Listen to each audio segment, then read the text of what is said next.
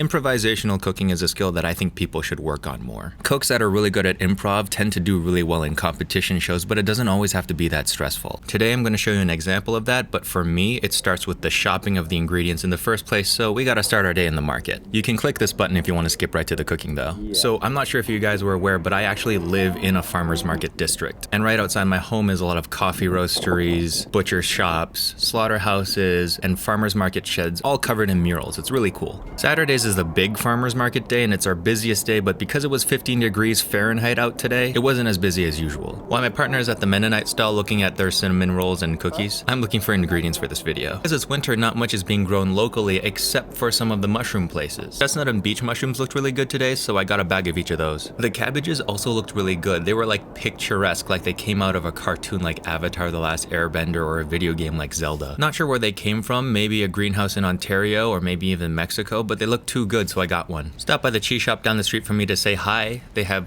bunny butter today. Then I went home with my ingredients with absolutely no clue as to what I'm gonna do with them, even while I was recording myself cooking them. Still trying to find my voice in long form. Let me know if you like this kind of vloggy, vibey style of cooking video. I really enjoyed showing you guys around my home, and I think I'm gonna start doing this when I travel more as well.